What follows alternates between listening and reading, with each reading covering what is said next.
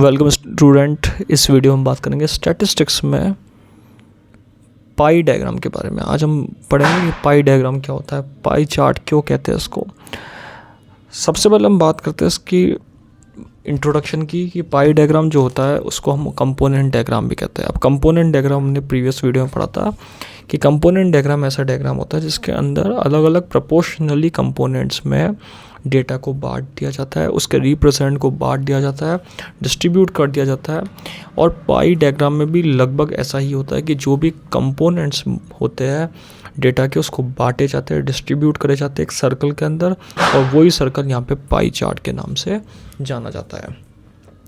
तो जो pie chart होता है वो बेसिक क्या होता है, वो बेसिकली एक ऐसा चार्ट होता है जो कि कंपोनेंट्स को, डेटा को अलग अलग पार्ट में, अलग अलग एरियाज़ में डिवाइड करता है, और उसके जो एरियाज़ होते हैं वो स्ट्रेट लाइन से डिवाइड होते हैं।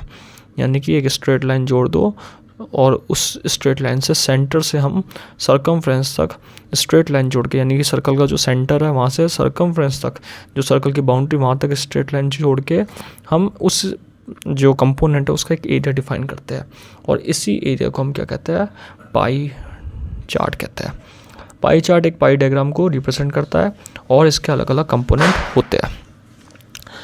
अगर आप देखें तो इस जो डायग्राम है नंबर ऑफ स्टूडेंट्स रखा इसमें, ये एक लाइन यहाँ पे अलग अलग है जो सर्कल से सर्कमफ्रेंस तक जा रही है।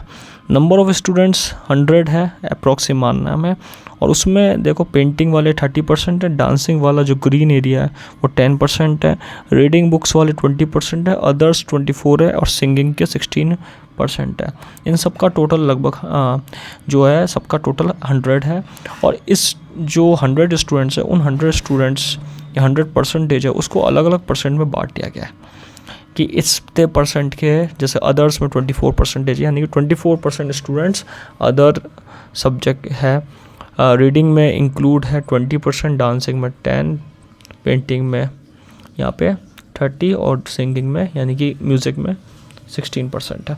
तो ये पाई चार्ट क्या करता है, इस तरीके से ड्रॉ करा जाता है, बनाया जाता है, और डेटा जो सोर्स होता है, डेटा के सोर्स को अलग अलग कैटेगरी, डिफरेंट कैटेगरी में बांटा जाता है अकॉर्डिंग टू एट्रीब्यूट। एट्रीब्यूट यानी कि कैरेक्टरिस्टिक के अकॉर्डिंग, कि किस, जैसे इसमें बच्चों की कैरेक्टरिस्टिक दे रखी है कि कोई किसी की सिंगिंग कैरेक्टरिस्टिक है, किसी की अदर कैरेक्टरिस्टिक है, अदर मिसलेनियस में है, किसी की कोई रीडिंग में इंक्लूड है, कोई पेंटिंग में इंक्लूड है, कोई डांसिंग में इंक्लूड है। तो ये पाई चार्ट इस तरीके से ड्रॉ करा जाता है और एट्रीब्यूट्स के अकॉर्डिंग, कैरेक्टरिस्टिक के अकॉर्डिंग यहाँ पे बांटे जाते हैं। ये पूरा 360 डिग्री का होता है, और 360 डिग्री के अंदर है ना अलग अलग यहाँ पे परसेंटेज वाइज डिस्ट्रीब्यूट करा जाता है।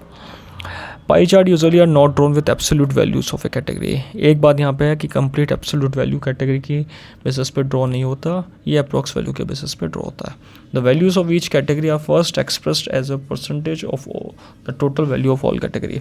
जैसे कि इस डायग्राम में बताया गया कि जो परसेंटेज होता है उस परसेंटेज टोटल को यहाँ पे अलग अलग एट्रीब्यूट में डिस्ट्रीब्यूट करा गया है, और उसके बेसिस पे यहाँ पर पाई चार्ट बनाया गया है कि जिस चीज़ की जो क्वालिटी है उसको रखते हुए यहाँ पाई चार्ट के बारे में बताया गया है।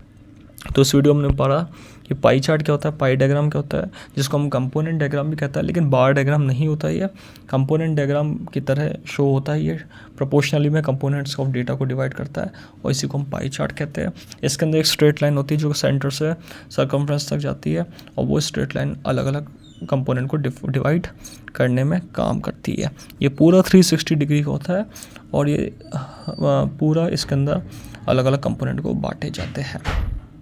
चीज़ में हमने पढ़ा आज पाई डायग्राम के बारे में, जो कि एक प्रेजेंटेशन ऑफ डेटा में बहुत इंपॉर्टेंट रोल प्ले करता है। Thank you.